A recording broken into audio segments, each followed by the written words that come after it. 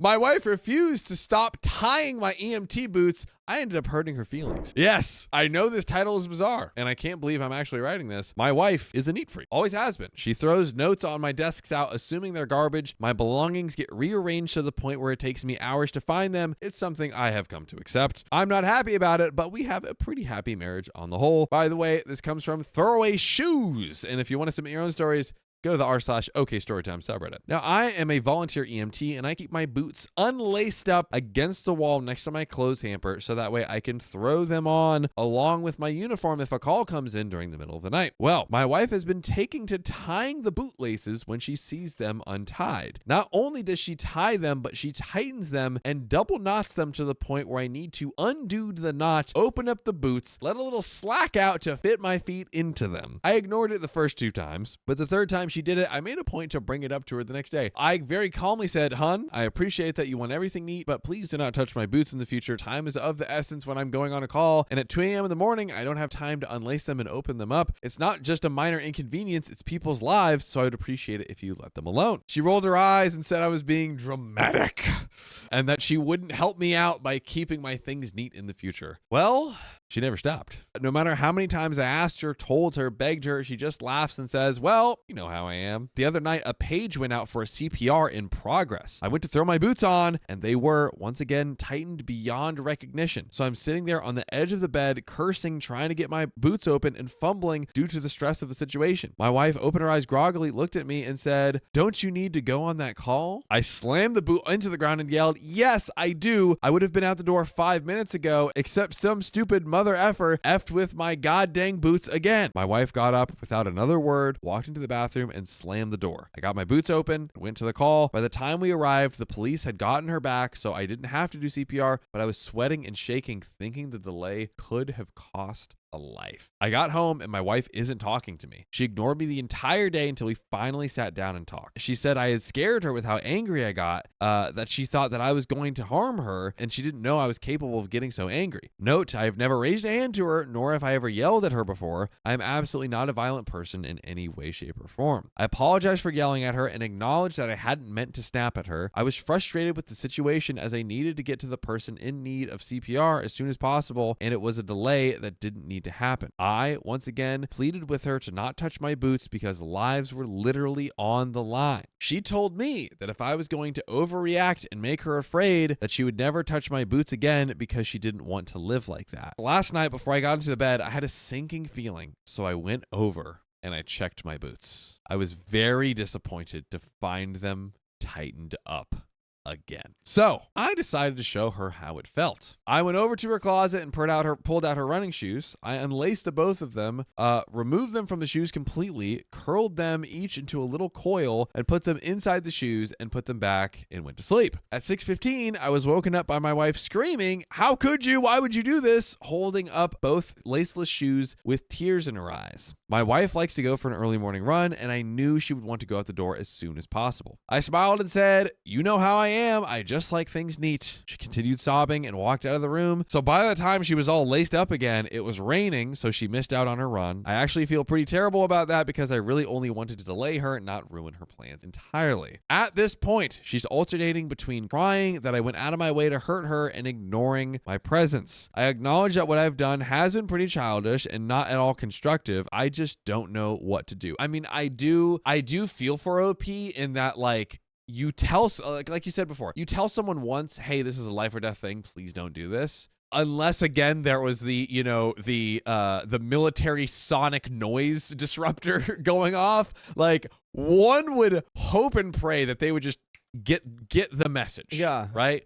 Little Burb says cheater in chat. I see a lot of people where it's like, oh, it's like she's trying to find a reason. She's trying to make him leave so that she doesn't get caught cheating or something. Interesting.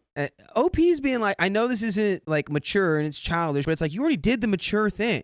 You've like, done all of the mature options and they did not work. Like, I feel like he's kind of almost losing his mind a little bit because he's like, what can I possibly do to tell you that this is crazy? Okay, so she said through tears, "You admitted you were totally in the wrong for yelling yelling at me, and then you turned around and took it out on me in a different way. What is wrong with you? The problem is, to her, an apology means taking on 100% of the fault. When I apologized for blowing up, she took that to mean that she was 100% in the right and that my feelings were completely unjustified. So at this point, I haven't apologized for ruining her run because she'll take that to mean she wasn't wrong to touch my boots. I've tried to have these discussions, but it's in one ear, out the other. We have such good relationships otherwise, but I feel like this issue has reached a tipping point and it's going to continue to result in arguments until we resolve it. How do I make things right with my wife while still letting her know that I won't tolerate her disrespecting my property anymore? Quick edit. Wow, this blew up. I went through comments for 6 hours last night and it still have 1,800 to get through. I promise you I'm reading every one of your comments and I appreciate the advice. A couple of things to address that keep getting brought up. My wife has never been diagnosed as having OCD. As an EMT, I'm very careful about labeling someone as having a disorder as I don't have the proper qualifications to make that diagnosis. I do agree that it's time for her to see somebody and get a proper diagnosis and address these issues. My boots lace up in the front and zipper on the side. They're not a full unzip, but rather an unzip to open them a bit. The way my wife is tying them makes them impossible to get on even with the zipper down. They're weatherproof and great for standing on rough terrain or the highway after accidents. They're only about a year old and were actually a gift from my wife. I've not considered Velcro before, but I'm a bit hesitant to do that as I don't know if they wouldn't catch on things or wear out quicker. I tucked the laces in, but she still tied them up. This is a bit of compulsive behavior on my part. I don't leave my boots in the garage because my mother was a smoker growing up and that's where she would smoke. So I ended up with ashes in my shoes and having them reek of tobacco afterwards. So I developed a bit of a habit of wearing them into my home. If I leave them there, they're likely to get moved to someplace safe where it will take me even longer to find them. Putting the boots in the closet, she found them and tied them. Putting them under the bed or out of sight until they were found, tied, or moved to the closet. I honestly believe that a Foot Locker or any other kind of box would get moved to where I would have to wake her up to find it. If it's locked, then my keys would likely go missing. For some reason, sitting them on my dresser is not appropriate, but in the pocket of a jacket downstairs in the closet is. I am likely going to start putting my boots in the car, though I had to laugh at the people suggesting decoy boots. Gosh. Dude, what are you talking about? That honestly sounds like the best suggestion I've heard so far. Yeah. Have the decoys ready to go. But also like thinking about the ridiculousness of the scenario we've reached. You know what I mean? As much as it may seem like it, I'm not living in a spy versus spy cartoon.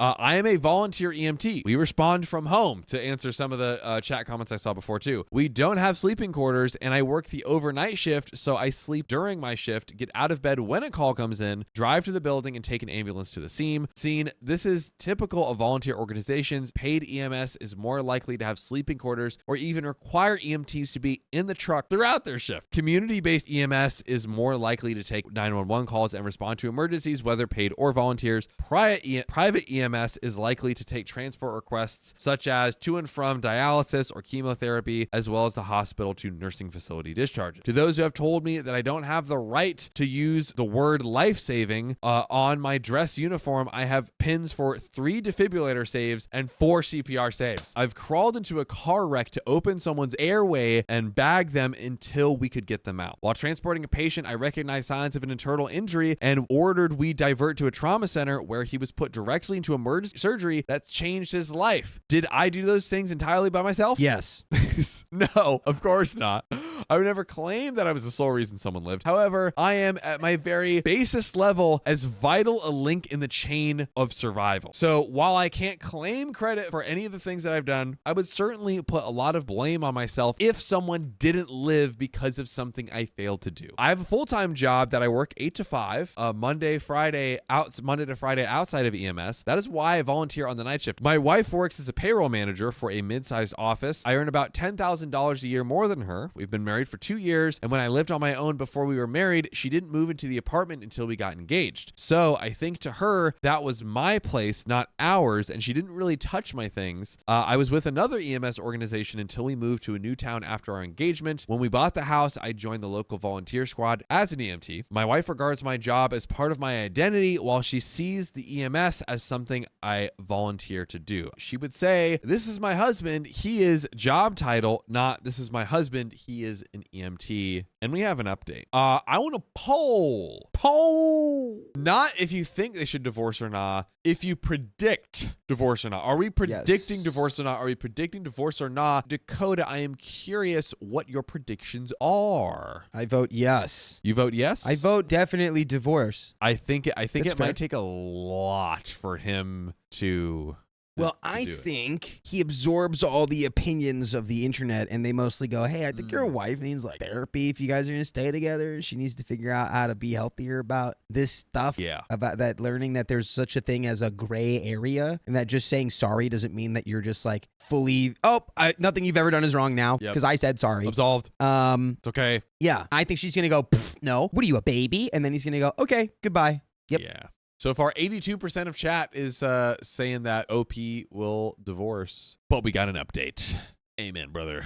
Here we go. Let's go. My wife and I started talking again. We had a very serious conversation, and I did apologize for what I did to her running shoes. Then I told her that I had to speak some truth, and I wanted her to promise me that she wasn't going to roll her eyes, interrupt me, scoff, or get sarcastic with me, which she did. I told her that I was not kidding about my boots, that while most of the time I caught geriatric transports, falls, nausea, there were other instances where response time was of the essence, and I didn't have time to play around with my boots in the middle of the night. I told her that there have been times where my intervention has been critical in saving a life, when my training has helped me recognize an underlying emergency, or when a call I made ensured that a patient was prioritized upon arrival at the hospital. I explained that a lot of crap I see I don't tell her about because I don't want to give her nightmares or make her worry about me. She actually listened and didn't dismiss what I had to say. She responded that she was trying to help by keeping things neat. I responded, but you're not. Sweetie, I'm not trying to be mean, but you're not helping. You're hindering me. One day it may be the difference between life and death. I need you to not touch my gear. It's where I know it is. It's where I can easily find it in a short amount of time. And if you move it, you're impeding an emergency process. I don't care if it looks neat. It serves a function. It doesn't look pretty. If you want to help me, please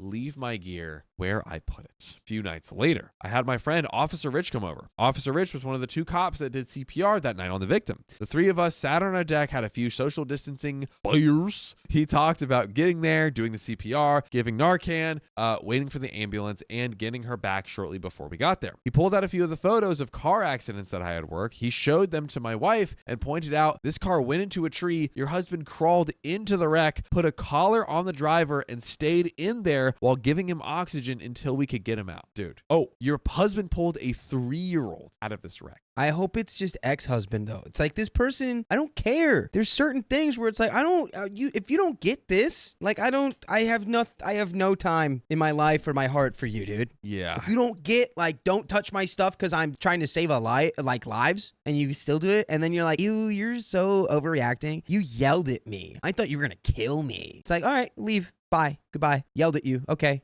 Bye. Yeah, we even still in this, like, in the most, like, the best conversation they've had, quote unquote, that they've had so far, I feel like she's just like, oh, I just want to keep him neat. It's like, no, you're not listening. You're not, like, or at least you're not, like, acknowledging, anyways. So your husband recognized that the driver had a stroke and took her to a stroke center, which likely saved her life. After that, I told her I had something I wanted to show her, and I asked her for the same promise I'd asked for earlier. When she agreed, I showed her a video on YouTube of a police body cam from an OD. The video showed how critical time is in getting someone back and the training someone goes through in order to give someone that assistance. Do CPR and utilize a AED. I told her, I'm not trying to attack you. I don't want to have a fight, but I want you to understand what I go through, that I hope every call I go on is transporting a boo-boo, because otherwise it means that if I don't do everything right, someone could pass away. If I don't get out that door as quickly as possible, someone could suffer brain damage while they're waiting for me to give them oxygen. If I'm upset and shaking because I had to waste time opening my boots, I might miss something critical and someone might not make it. She acknowledged that she understood and told me that she hadn't really thought about the danger of what I had to do until the other night when she saw the photos of the wrecks. Again, this is like, I've used this example before. I broke up with someone because they didn't know there were 2 world wars, but they knew about World War II. They knew that World War II existed, but they didn't know there were 2 world wars. And after that came to light, I said, I can't keep dating you. I can't. I didn't make it about that, but in my own head, I was like, oh my God, this is so over. I can't. And this is one of those moments where it's like, what did you think? You think we like rode around the neighborhood giving people candy and lollipops? Like what? What did you think the EMT did? Well, and the thing is, he's already explained to her like, hey, this is life or death. He said it so many times. Like, oh man. So I told her that I think she has OCD and needs to see a therapist because it's hurting our marriage. I listed examples of her throwing important things out, moving things without permission, and messing with my gear. I offered to go together and said I'd be willing to work on things together. After I pointed out the pattern, she agreed that it was time to speak to someone. She wants to think about whether she wants to go together or go by herself, but she promised me that she's going to try to change her patterns. I brought up her saying she thought I was going to hit her, and she acknowledged that she'd been with guys who flew off the handle with little provocation and scared her. That she'd never seen me get that angry, and it triggered her because she didn't think I was capable of blowing up like that. Which I will give her that, like oh, you had this reaction and I was afraid. I totally get her that, but it's like all of the other things we need to address and acknowledge, and like truly like that's. I would understand that way more if it was if it had nothing to do with her. Like it's her literally just being like poke, and then the most annoying thing I've straight up ever heard, which is after tying the boots over and over and over again, he's trying to go on that call and he's untying the boots like, God dang it. And she goes, shouldn't you be like going to that? Oh my God. I would have disintegrated actually. So, however, all this to say, I also really question her ability to be truthful based on what we're hearing. Yeah. Because she's saying a lot of stuff that is just actual nonsense. I think you totally could be right. I think she might be just kind of giving maybe OP what he wants to hear in this moment or something like that. Also, Alina says trauma responses are so scary. I think I kind of view her response to that and this like in a vacuum a little bit. But it's like she just doesn't acknowledge it doesn't seem to me like she actually fully gets it. Now, she's been very emotional lately and has been going through mood swings. She's been worried about me going out on calls. The other day, she started crying and said, I hope you know how much I appreciate what you do. You know what I appreciate? Oh, I have a feeling I do. I appreciate the people. They go to Spotify, Apple, and iHeart and search OK Storytime and listen to it because it's there for your listening pleasure while you're doing the dishes. 2,000 episodes. It's a treasure trove of content that you literally would have to spend 54 days listening straight to. I wish other shows I listen to had 54 days straight of content that I could listen to. You know, I think there's a conspiracy out there. We're up to 58. Wow. Regardless, is this really a divorce situation? Like, I can't say that because I'm not in it, but like, I think this is something that would fundamentally shift the way I look at my wife. 100%. And I don't know if it'll ever go back. I think like if I'm in OP's shoes, I'm like, oh, I literally can't communicate with this person because I'll literally say something and something very serious, and it'll just be complete, whether it's ignored, whether she doesn't understand, whatever the means of it not being received, she's not going to receive it, will be completely misaligned, and it's just going to cause all kinds of right. We still have a little bit of the story left. We'll see. Knock on wood. Since we've had the big talk, she hasn't touched my boots. Is everything resolved? Not by a long shot. That's what Opie actually said. But she seems to have a new appreciation for what I do. Thank you for all your responses. I wound up not showing her the thread because it was a lot of pretty harsh things towards her. I recognize I cherry-picked incidents that didn't put her in the best light, and there's a lot more to her in our marriage than that. She is the person I chose for the rest of my life, and I want us to work. Woo. All right. No divorce. Okay. Wow. Okay. Yeah, dude. Okay. But that's the end of that story. That's it. My boyfriend told me that he's married days before I give birth. How many days? Did he just get married? Yeah. We've been together for 2 years, but he lives in a different city. When I got pregnant, he said he was gonna move to my city and we would move in together. He just needed to finalize some things with his ex-wife. Like your marriage? Yeah. I have to make her my ex-wife. She's not yet my ex-wife, but like theoretically. Like in my heart. He told me he was divorced when we met, and I never had any reason to question it. I knew that he had 2 kids with her as well. He told me the truth about that. Just not that he wasn't divorced or even separated. By the way, this comes from Throwaway. I don't know what to say. And if you want to submit your own stories, go to r/OKStorytime subreddit. Fast forward, I'm 39 weeks, and he's suddenly got uncommunicative, which is less than ideal when you're literally about to give birth.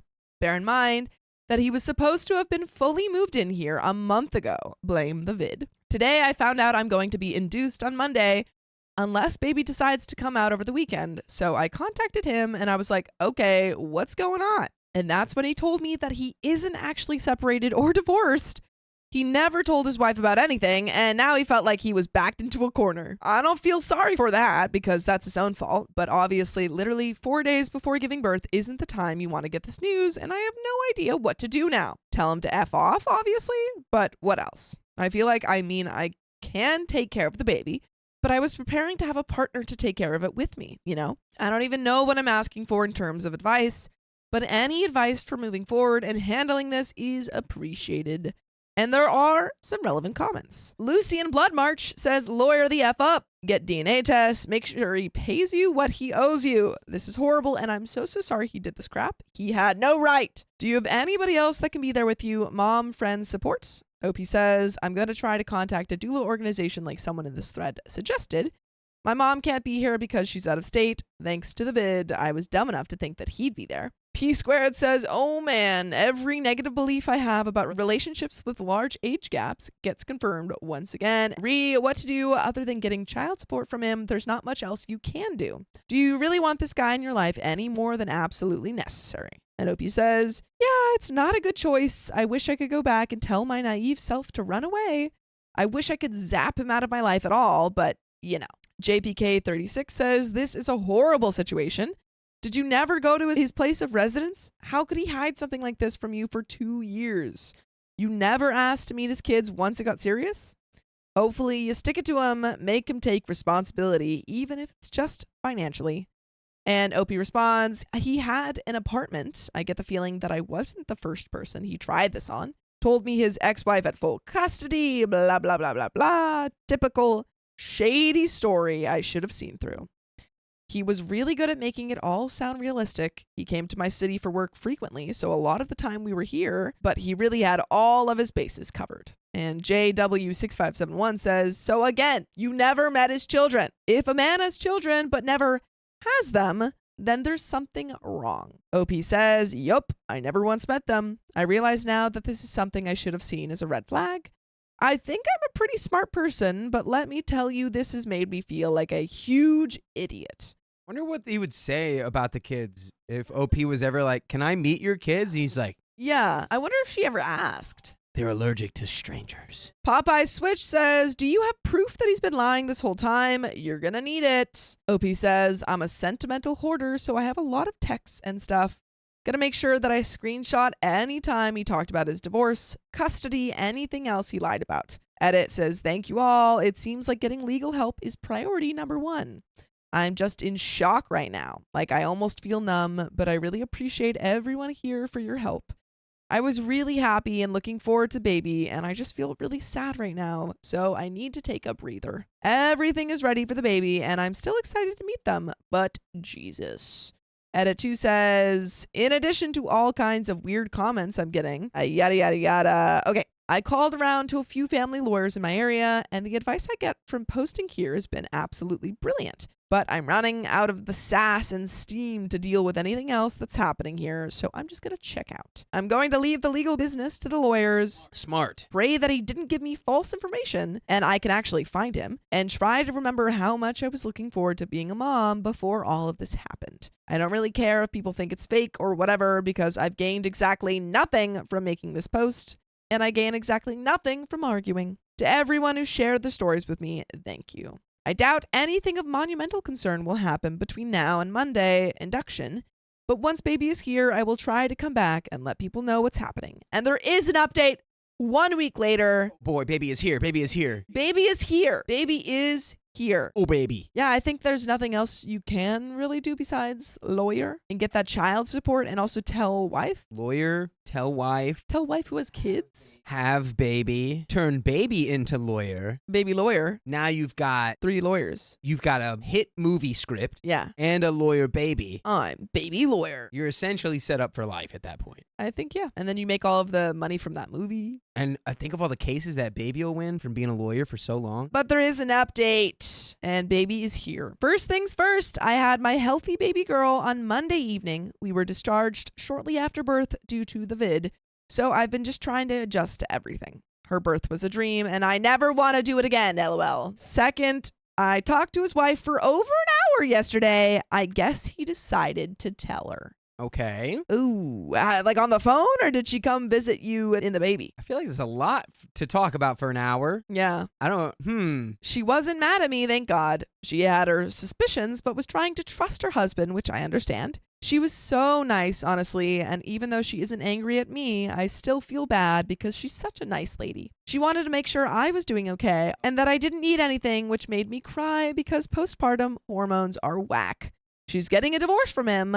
Good for her, TBH. We're planning. Y'all should get married. You guys should get married and raise this baby and her 2 kids. Yeah. And take all of his money. And it'd be like a twist. It'd be like instead of friends, it'd be not friends. Because, like the show Friends? Yeah, because it starts with Ross's wife. Spoiler alert for Friends. Ross's wife leaves him for a woman and raises their kid with her. Yeah. Same thing can happen here, except it's Bizarro Friends. Exactly. We're planning to meet up and talk crap about him once the virus is over. By the way, you can talk crap with us if you listen to full episodes with stories just like this. Just go to Spotify, Apple Podcasts, or iHeartRadio and search up OK Storytime. Yes. Talk all the crap you want. We won't be able to respond to you. But there is a little bit left to this story. I think you're on the right track. I think it's going to be tricky and it sucks that he did this, but I think you're doing everything you got to do. I think actually finding a little bit of support in the wife is like a crazy positive out of nowhere, I think. I agree. Yeah. I think you guys both kind of went through the same things on different ends. And it's really, really lovely that she's reaching out to you and saying like, hey, do you need anything? Because she didn't have to do that. No, she probably gets it. She's had 2 kids. Yeah.